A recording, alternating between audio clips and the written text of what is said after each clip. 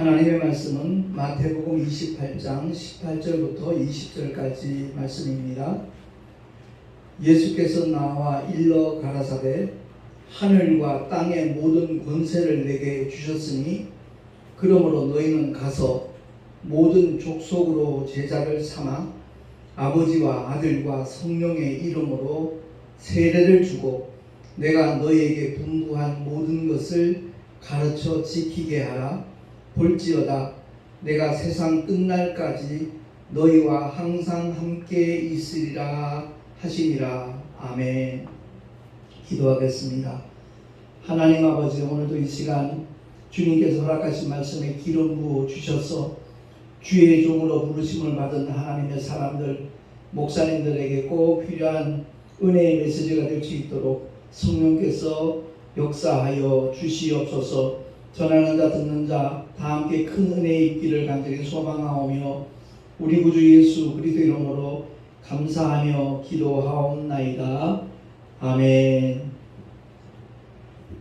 지난주 월요일날 서천에 있는 유수 호스텔에서 이제 동서노회 학예 수양회를 가졌는데 그 첫날 저녁에 가졌던 목회자 세미나를 다시 한번 이 시간을 통해서 재정리하려고 합니다. 왜냐하면 세미나설 임대료가 6만 원인데 굳이 많은 목사님들이 오시지 않았기 때문에 6인실 방에서 13명이 모여 그냥 앉아서 강의를 했거든요.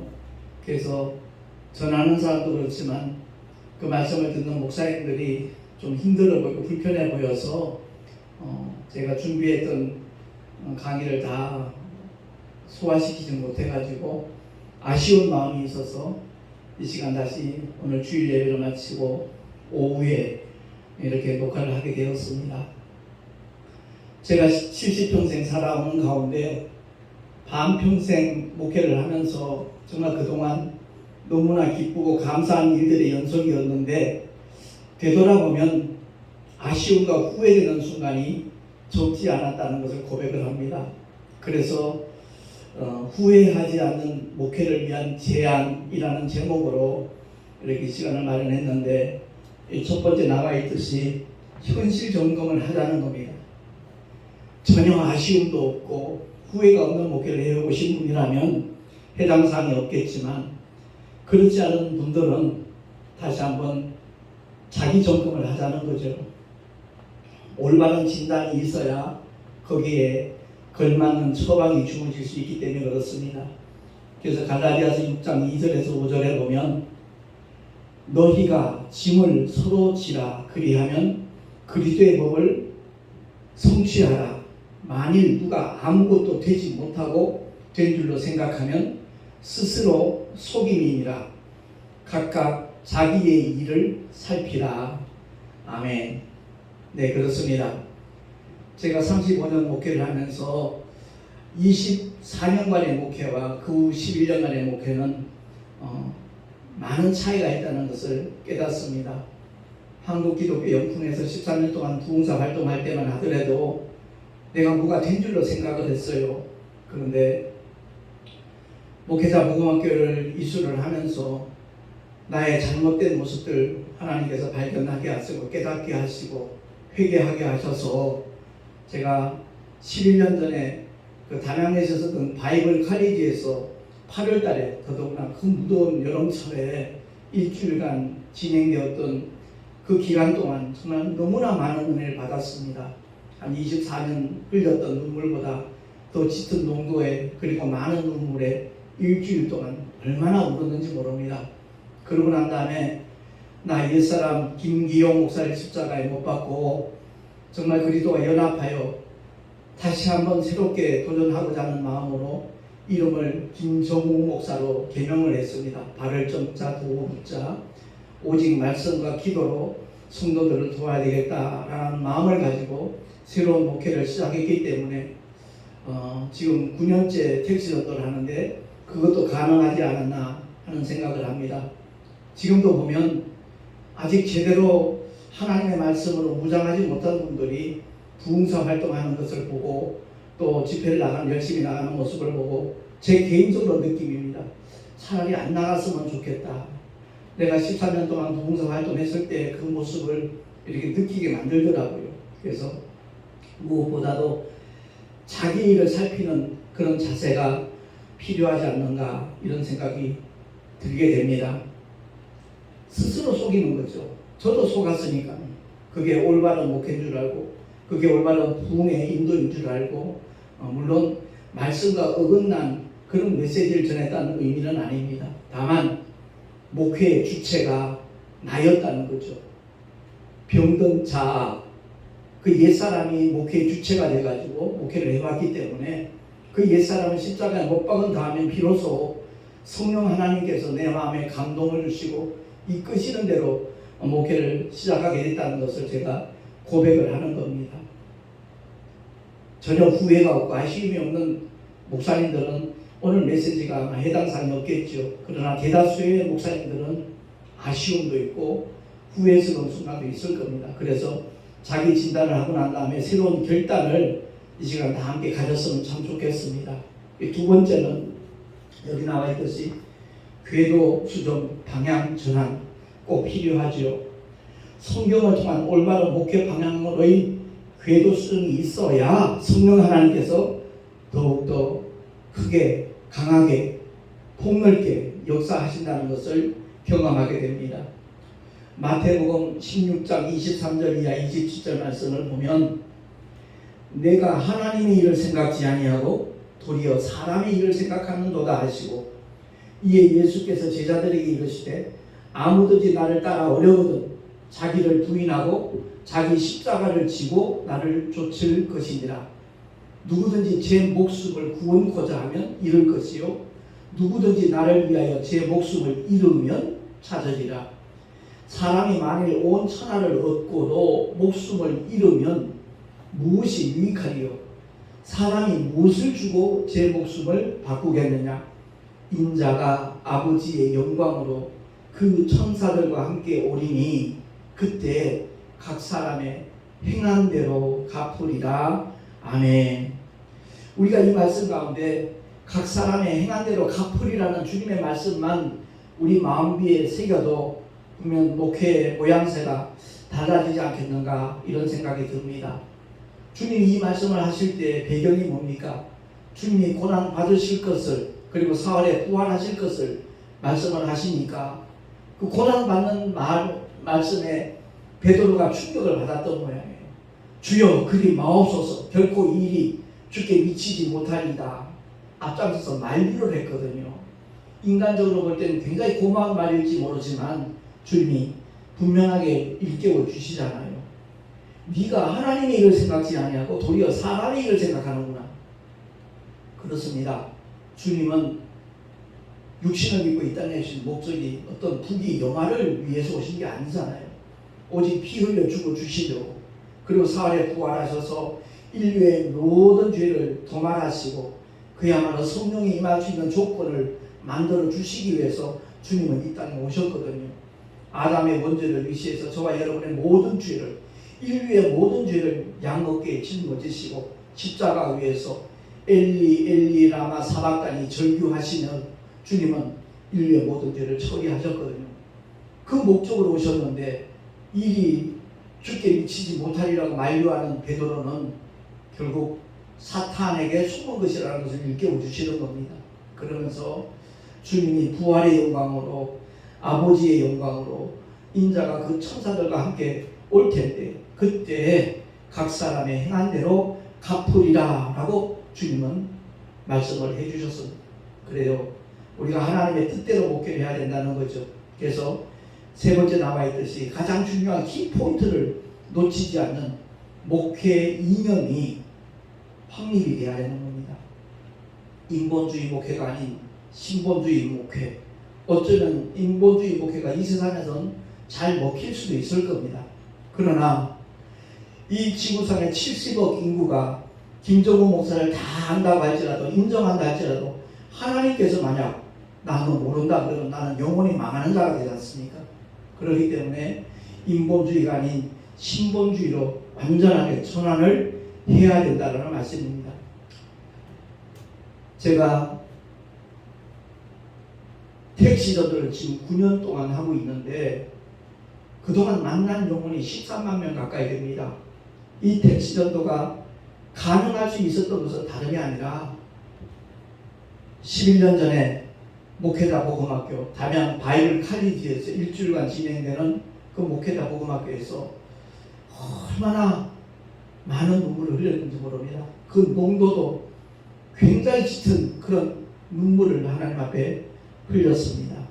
그러고 난 다음에 이름만 바꾼 것이 아니라 내 목회 이념과 그 모든 목회의 방향이 180도 바뀐 겁니다. 그야말로 주님 뜻이라면 현실이 그것을 뒷받침해주는 그런 조건이 아니라 할지라도 저는 행동으로 옮기는 사람입니다. 그래서 무대책이 대책인 사람이라 저는 스스로 그렇게 고백을 하죠. 내가 아무런 대책이 없지만 나를 택하시고 부르신 하나님께서 주신 감동대로 움직이기만 하면 하나님께서 책임져 주신다라는 그런 믿음을 가지고 액션을 취합니다. 그러다 보니까 가까이 있는 가족들이 힘들죠. 어쩌려고 저러나. 우려가 되는 만큼 기도해 주셨고요. 그래서 하나님께서는 전혀 생각지 않은 뜻하지 않은 그런 손길들을 통해서 하나님 그 모든 것을 길을 열어주시고 또한 공급을 해 주시더라고요.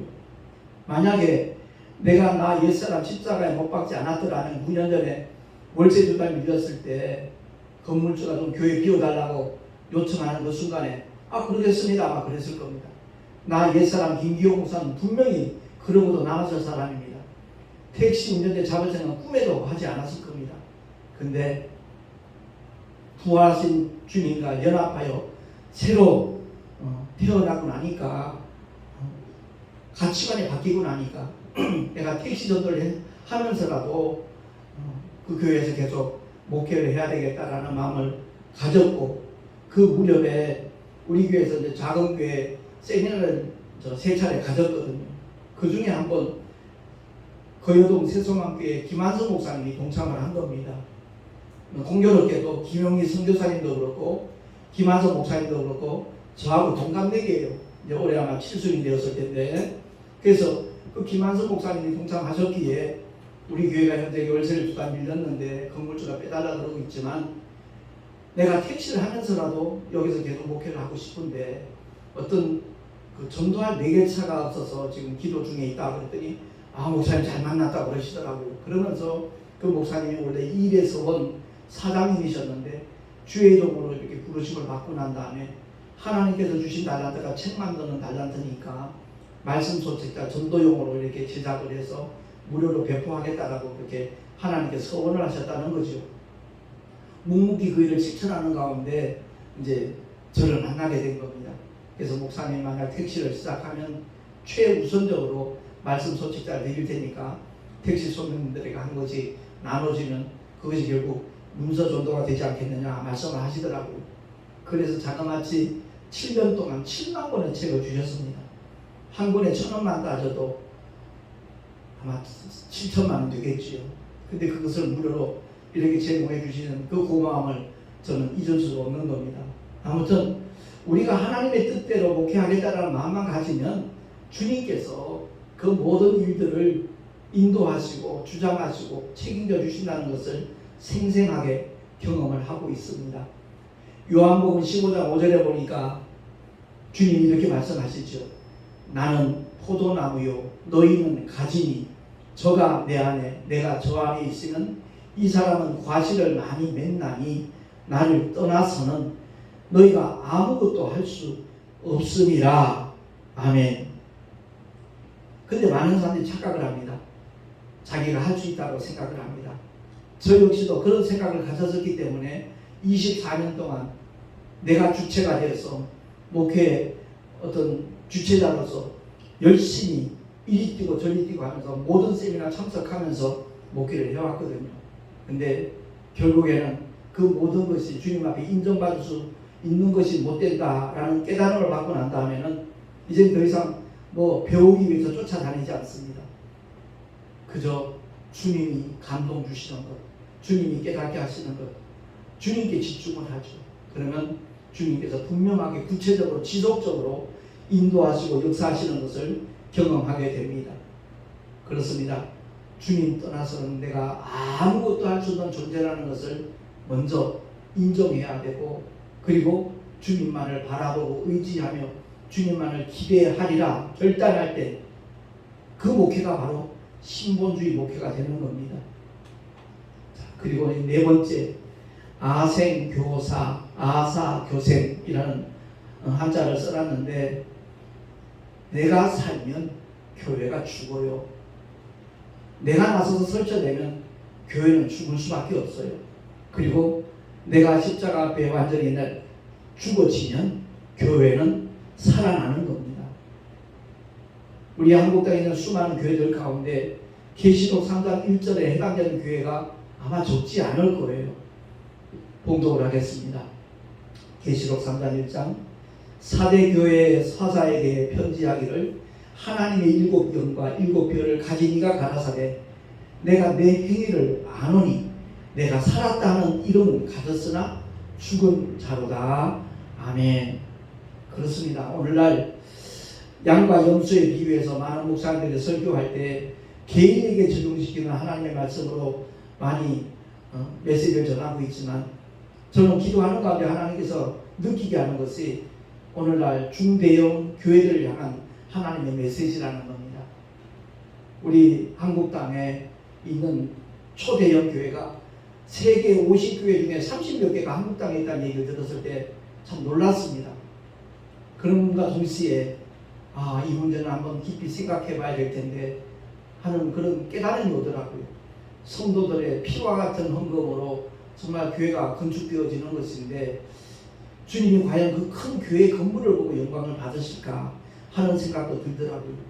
물론 큰 교회들 가운데 의미 있고 뜻깊은 그런 칭송받는 교회들도 많이 있습니다. 예컨대 선한 목자교회 유기성 목사님 같은 경우도 목회자 복음학교를 한 걸로 제가 알고 있습니다. 그 가까이 있는 그 지하철 옆장에 와서 부스를 하나 만들어 드릴 테니까 언제든지 와서 자유롭게 전도하라고 했을 때 그 유 목사님 말씀하시기를 이 인근에 작은 교회들, 개척교회들 많이 있습니다. 그분들이 그 부스를 활용할 수 있도록 해달라는 대답을 했다는 얘기를 제가 전해 듣고 참 귀한 목사님이다 이런 생각이 들더라고요. 그렇습니다. 우리 모두가 다 하나님의 뜻대로 목회를 한다라면 하나님께서는 정말 어떤 상황 속에서도 그들을 통하여 영광을 받으시고 아름다운 열매가 맺혀질 수 있도록 역사하시는 줄로 믿습니다. 다섯 번째는 저주받은 무화과 나무 같은 목회가 되어서는 절대 안 된다는 겁니다. 마태복음 21장 18절 19절에 보면 제가 봉독을 하겠습니다. 이른 아침에 성으로 들어오실 때 시장하신지라 길가에서 한 무화과 나무를 보시고 그리로 가사 잎사귀밖에 아무것도 얻지 못하시고 나무에게 이르시되 이제부터 영원토록 내게 열매가 맺지 못하리라 하시니 무화과 나무가 곧 마른지라. 아멘. 주님은 전능하셔요. 그리고 전지하셔요. 때가 아니라고 했습니다. 열매철이 아니라는 거죠. 그럼에도 불구하고 주님이 이와 같은 역사를 하신 이유가 무엇일까? 오늘날 믿음의 사람들, 모든 성도들 깨달으라는 거죠. 신앙생활은 결코 근성을 해서는 안 되고 종교인이 돼서는 안 된다는 거죠. 교회 행사는 많이 할지 모르지만 정작 하나님이 원하시는 열매가 맺혀지지 않는다면 주님 앞에 외면당할 수밖에 없고 버림받을 수밖에 없다는 사실이죠. 그렇습니다. 열매 그러면 많은 분들이 먼저 떠올리는 것이 성령의 열매죠. 성령이 임하시면, 성령을 조차 행하면 그 감동을 따라 순종하기만 하는 성령의 열매는 자동적으로 맺혀지는 겁니다. 정말 주님이 원하시는 열매가 무엇인가? 성령의 열매는 간접 전도이고요. 그것을 통해서 많은 사람들이 마음이 열려지고 그래서 복음을 받아들이게 되면 복음의 열매가 경실되는 겁니다. 주님이 가장 기뻐하시고 영광 받으시는 것은 많은 열매를 통하여 아버지께서 영광 받으시다라고 예수님이 분명히 일러주셨잖아요. 그렇습니다. 우리 모두가 다 영혼 구원을 위하여. 우리가 처음에 은혜 받을 때 얼마나 많은 눈물을 흘리고 기쁨과 감격의 눈물로 하나님 앞에 고백을 하고 결단을 합니까? 특히 주의 종들은 목사 안수 받을 때 그때 흘리는 그 눈물의 농도는 굉장히 짙잖아요. 일평생 정말 여기 나와 있듯이 충성하라 죽도록 죽을 때까지 주님께 충성하겠습니다라는 그 결심을 가지고 모두가 다 목사 안수를 받거든요. 근데 그 결단이 점점 세월이 흐름에 따라 현실에 부딪힐 때마다 희석되고 사라지는 것을 우리가 목도하게 되거든요. 우리 모두가 다 정말 주님 앞에 섰을 때 열매 맺은 자로서 하나님께서 인정하시고 기뻐하시는 그런 목회가 되어야 될 줄로 믿습니다. 이 여섯 번째, 주님께서 아시는, 주님께서 인정하시는 그런 목회와 그런 주의 종이 되어야 된다는 거죠. 나는 주님을 잘한다고 쫓아갔는데 주님께서 나 너 도무지 모르겠다 하신다면 그는 영원히 망하는 자잖아요. 우리가 주의 이름으로 귀신을 쫓아내고 주의 이름으로 선지자로도 하고 많은 권능을 행치 아니하였나이까 하리니 그때 주님이 밝히 말씀하시기를 불법을 행하는 자들은 내게서 떠나가라 하리라. 내가 너를 도무지 모른다고 말씀하신다잖아요. 그렇습니다. 우리가 어떤 목회를 하든 그 방향은 주님을 향해야 되고 아버지의 뜻과 일치하는 그런 목회가 되어야 된다는 말씀입니다.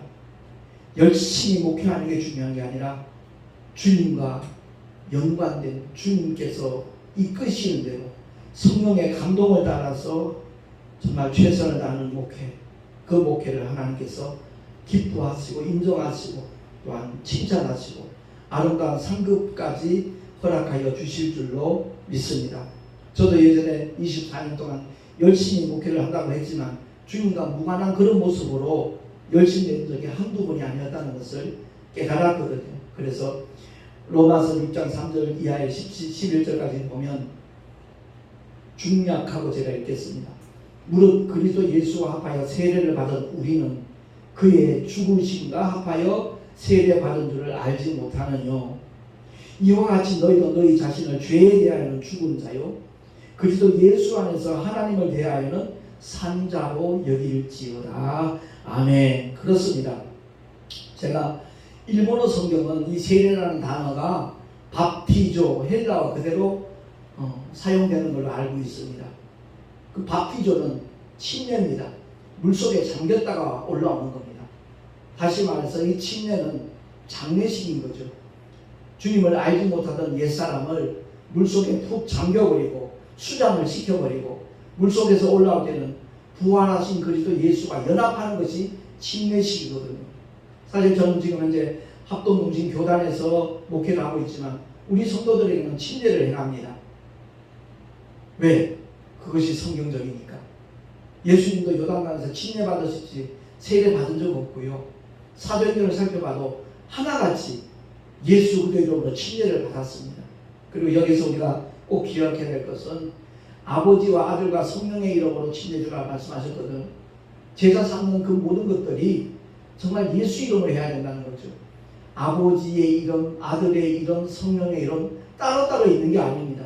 근데 한국교회는 특히 구약에 나타난 하나님의 표호 여호와 이름을 높이는 분들 굉장히 많죠.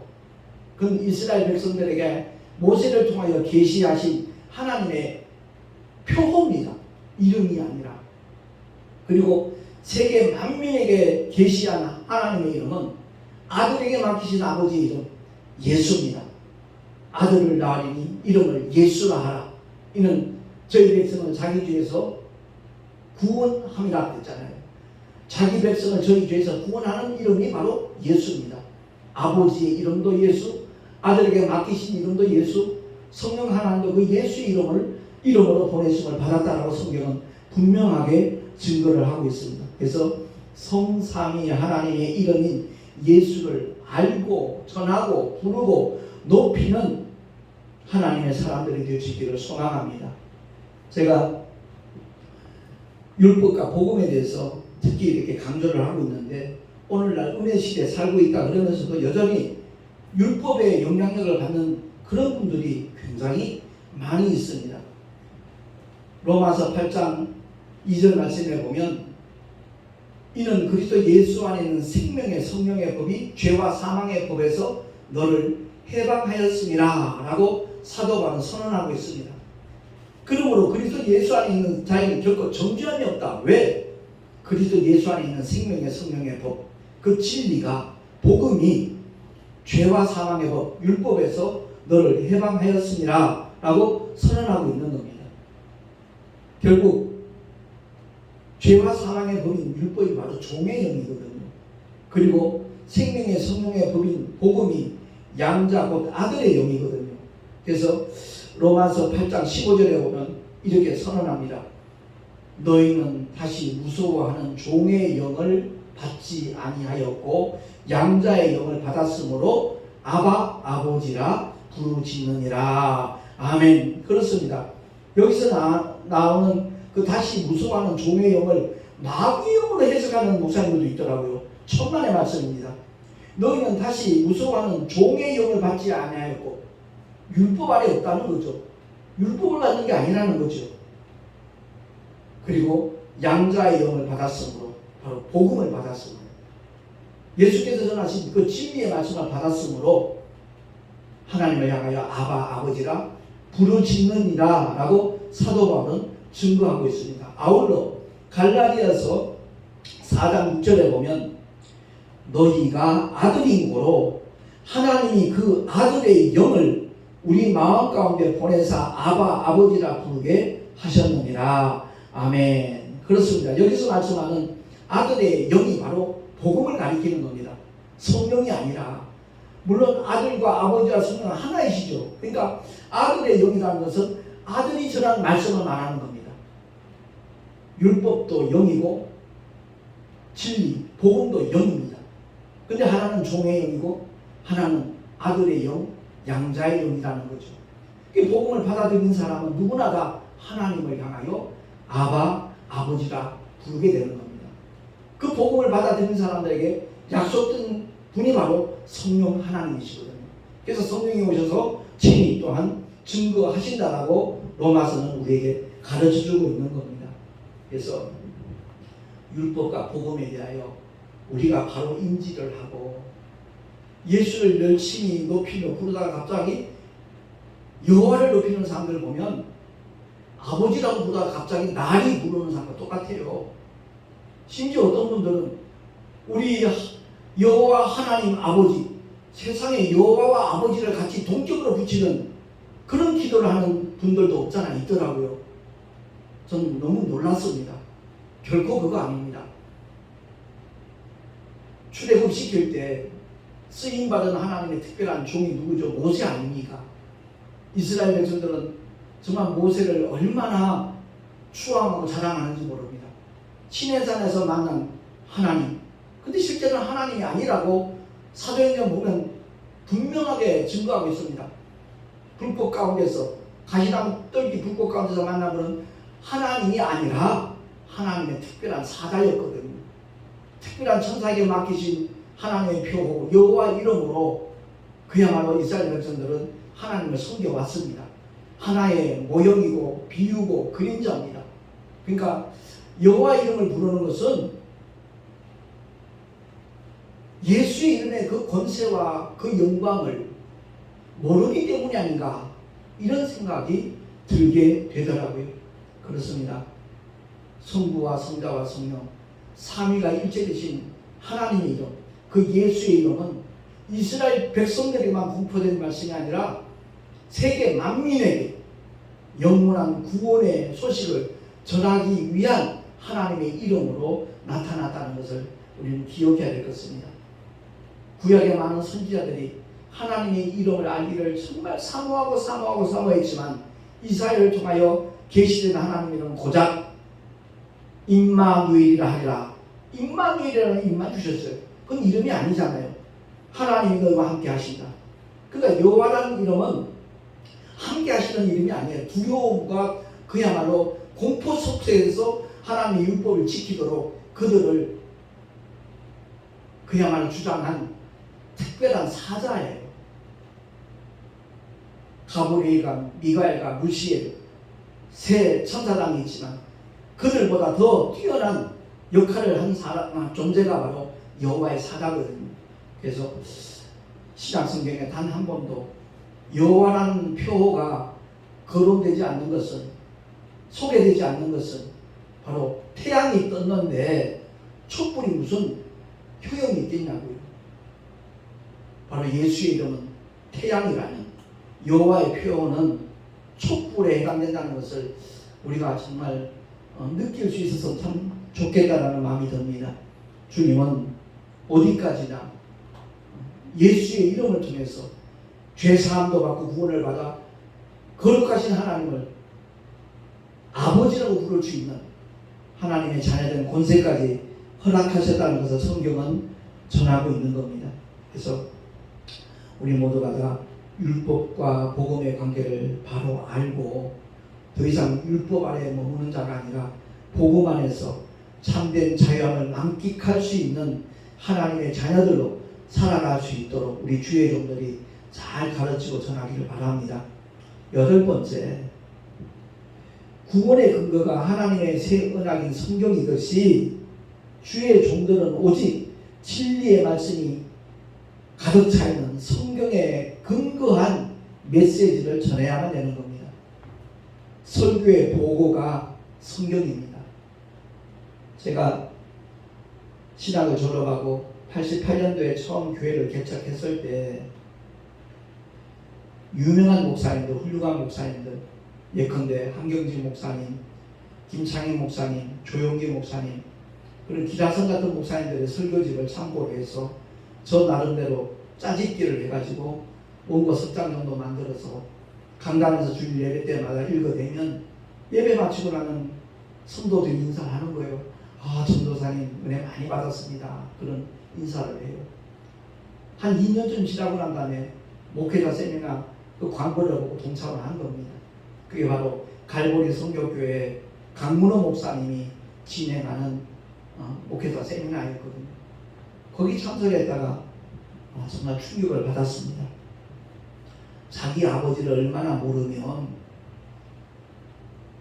종이에 써가지고 우리 아버지 성함은 어떻게 되고요, 연세는 어떻고, 고향은 어디고요, 지금 어디 사시고요, 하시는 일은 뭐고요, 우리 아버지가 좋아하는 음식은 뭐고요, 취미생활은 뭐고, 또한 특기는 뭐고, 이런 식으로 읽어대면 그 아들은 친아들이 아니든지 아니면 아버지의 관계가 굉장히 소원한 관계, 따로 살거나 연락이 버릇 없는 그런 관계가 아니라면 자기 아버지를 그렇게 소개하지 않을 겁니다. 주의 종들이 주님을 얼마나 모르면 종에다 써가지고 읽어댑니까?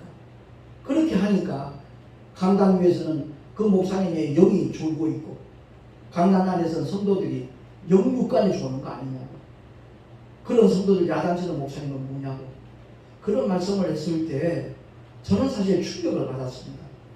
해머로 머리통을 두들겨 맞은 그런 느낌이었습니다. 그래서 바로 그 자리에서 결심을 했죠.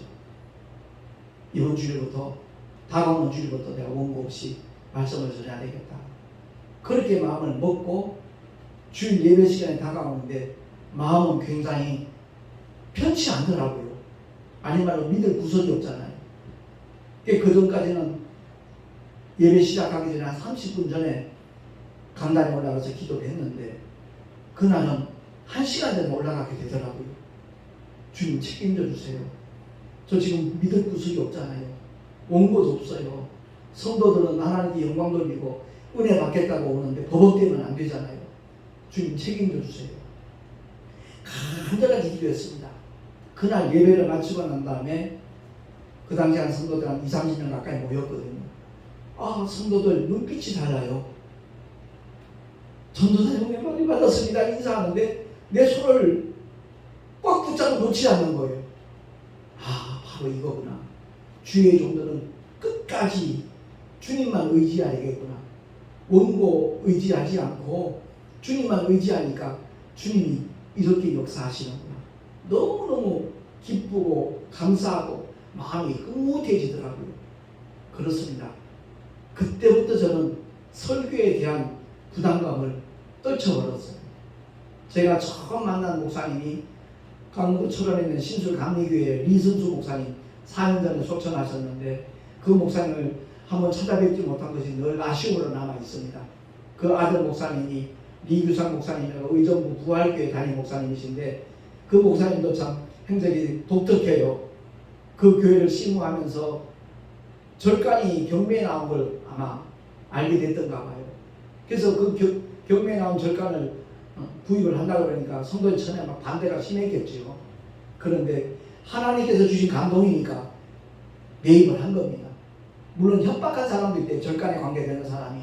그런데 그 절간을 리모델링 해가지고 교육관으로 만들었다는 거죠.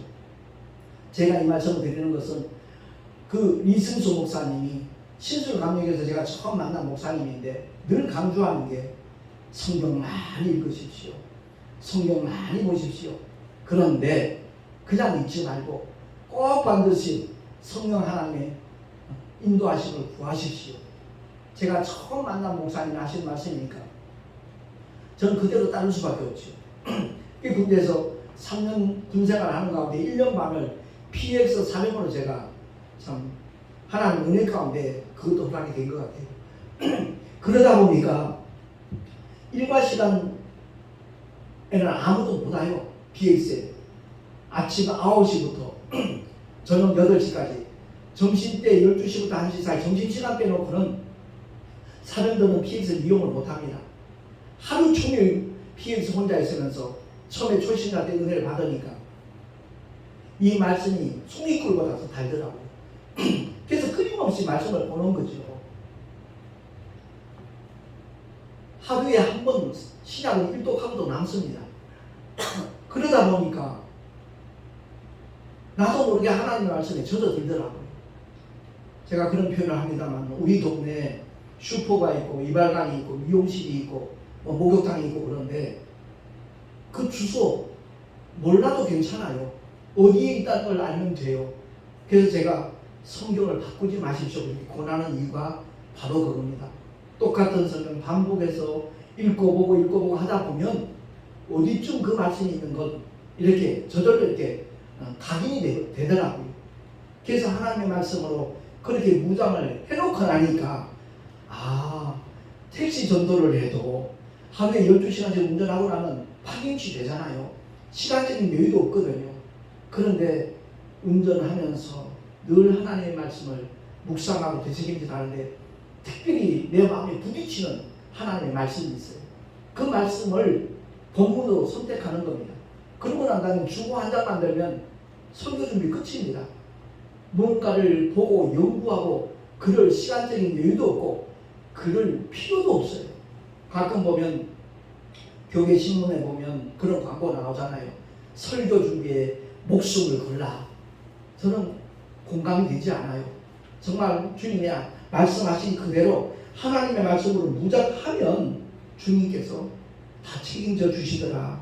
그래서 구원의 근거가 하나님의 새 언약인 성경이듯이 주의 종들은 바로 진리의 말씀인 성경에 무장을 하면 바로 성경이 설교의 보물창고가 된다 하는 것을 말씀을 드리는 겁니다.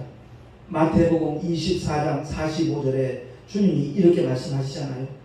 충성되고 지혜 있는 종이 되어 주인에게 그 집 사람들을 맡아 때를 따라 양식을 나눠줄 자가 누구뇨? 아멘.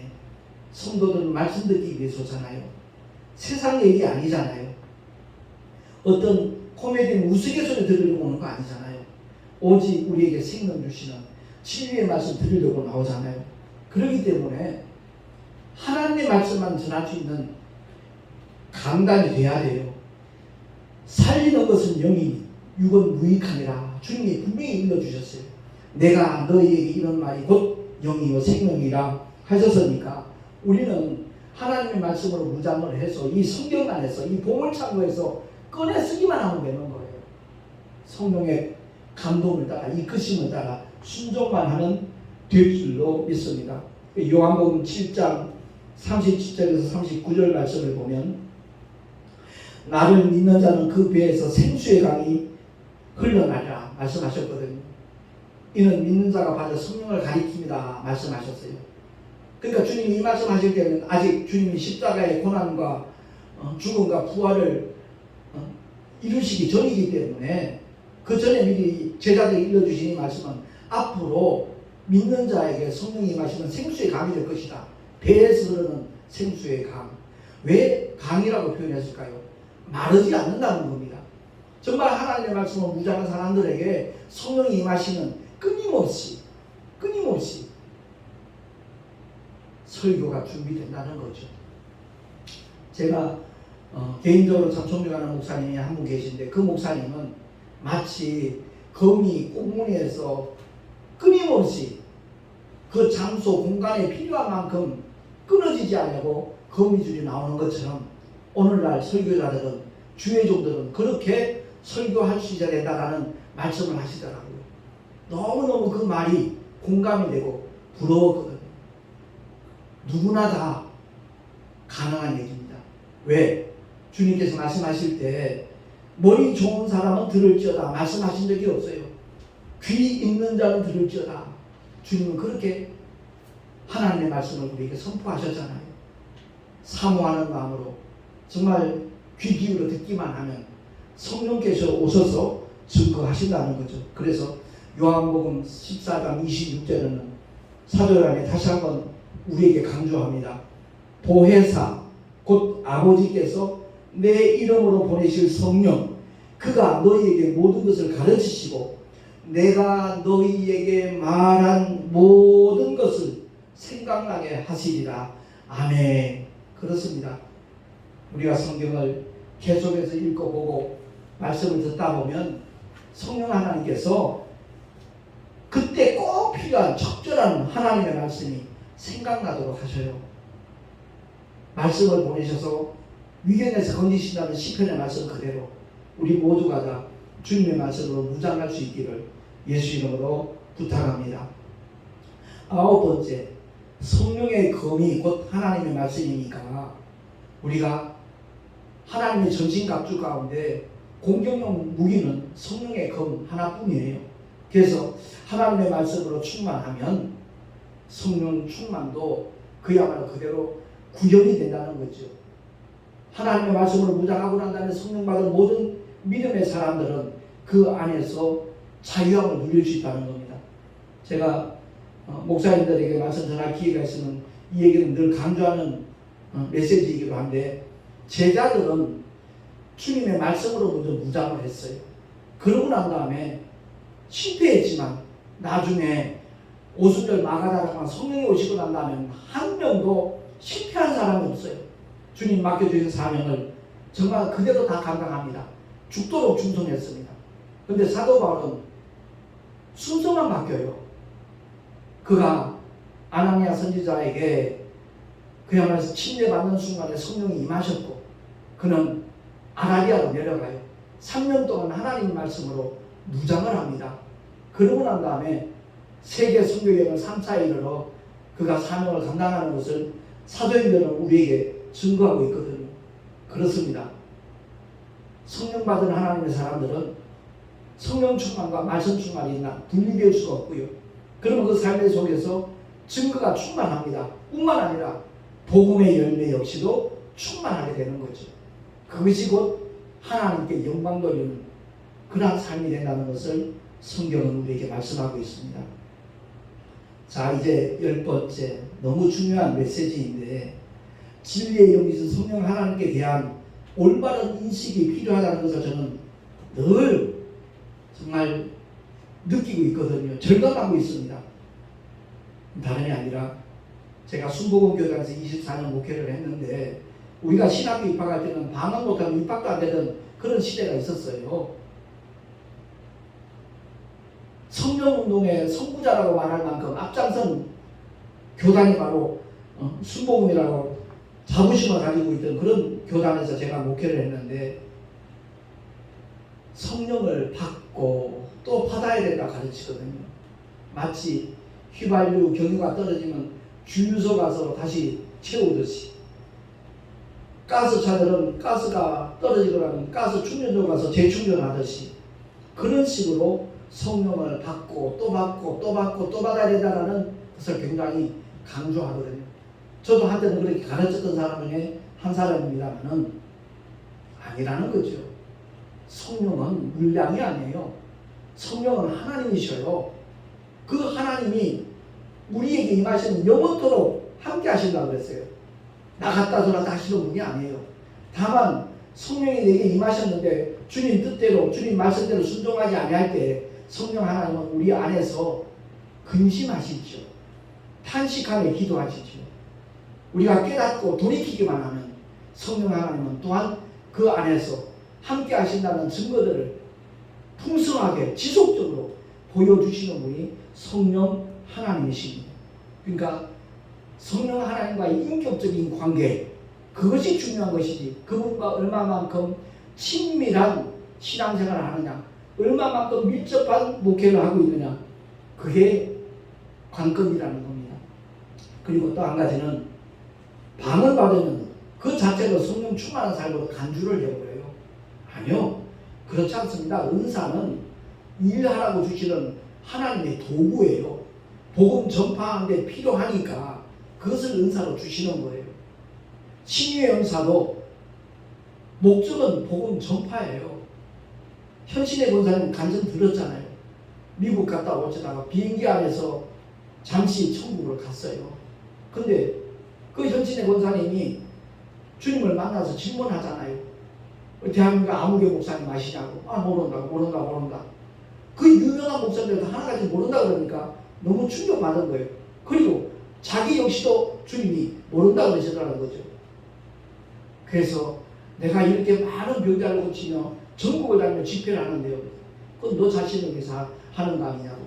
복음을 이용해서 네 배를 채우는 것 아니냐고 주님의 책망을 듣고 그가 깨닫고 회개하고 결단하고 돌아와서 자기 개인 이름으로 되어 있던 그 많은 부동산 재산을 북한 선교를 책임지고 계시던 김창인 목사님, 그 목사님께를 전부 다 넘겼잖아요.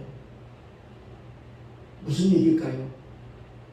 그 김창인 목사님은 하나님 아신다고 그러셨겠죠. 그렇습니다. 우리 모두가 다 주님과의 관계, 그것을 제대로 구현해 나갈 때 주님께서 그 삶의 현장 속에, 사역의 현장 속에 함께 하시고 역사하시고 영광 받으신다는 사실입니다. 신유의 은사가 됐든 지혜의 말씀, 지식의 말씀이 됐든 능력 행함이 됐든 어떤 은사든 목적은 영혼 구원이죠. 복음 전파죠. 그 목적을 따라 최선을 다할 때, 죽도록 충성할 때 하나님께서는 그 아름다운 면류관을 그렇게 충성한 사람들에게 허락하여 주실 줄로 믿습니다. 그러니까 복음 전파의 하나의 연장과 도구로 성령께서 그 은사들을 각 사람에게 나눠주신다는 것 기억을 하고, 우리 고린도전서 13장에 보면 이 말씀이 나와 있는데 한번 살펴보도록 하겠습니다. 사랑장 너무 잘 알잖아요. 근데 거기에 보니까 이렇게 말씀합니다.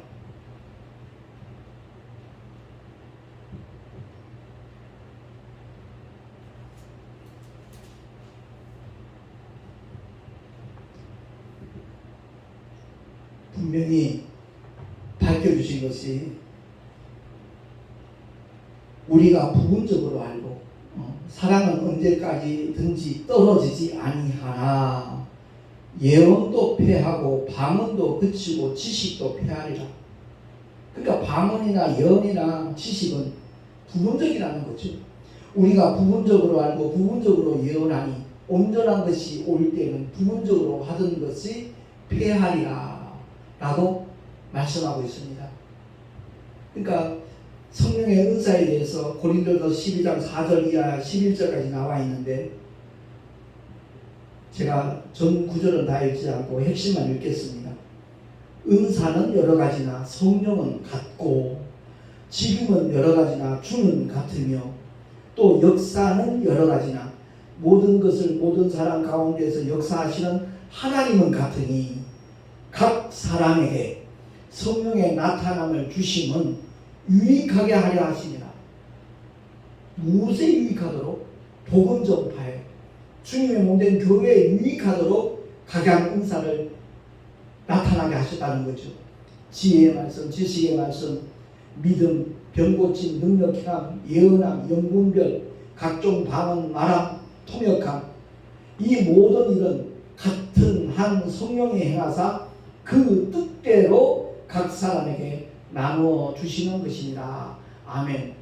사도 바울이 아주 명확하게 구체적으로 설명을 해주고 있는 겁니다.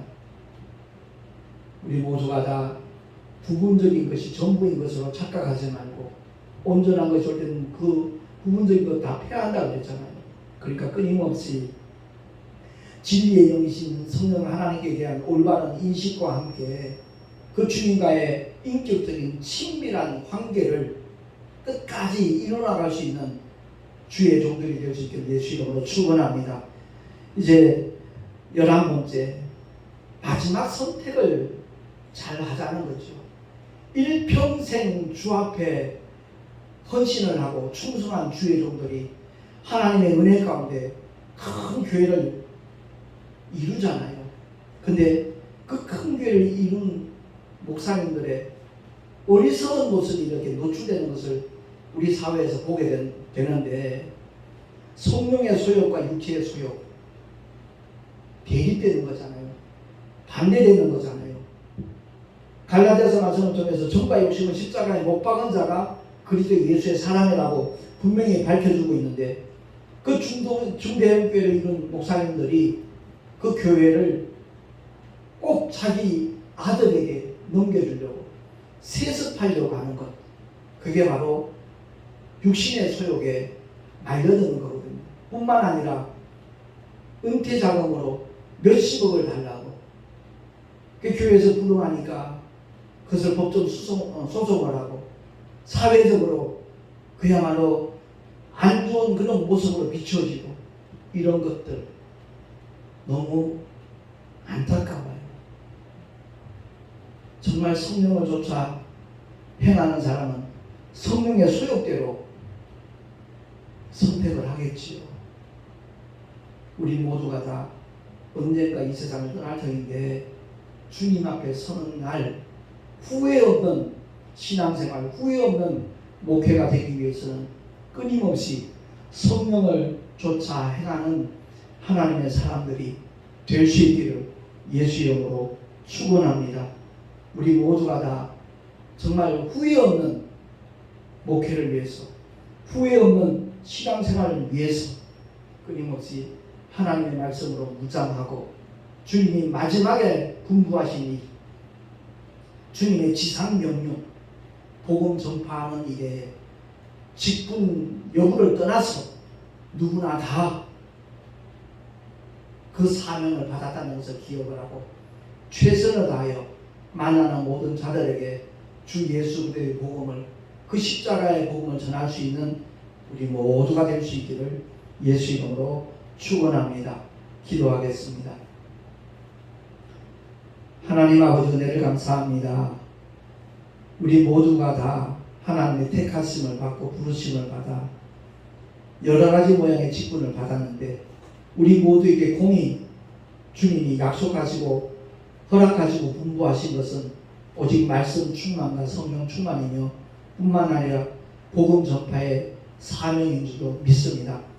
우리 삶의 현장에서, 목회 현장에서 주님 맡겨주시는 사명 제대로 감당한다 하면 성령의 열매는 물론이고 복음의 열매까지 주렁주렁 결실하여 하나님께 영광이 될 줄로 믿습니다.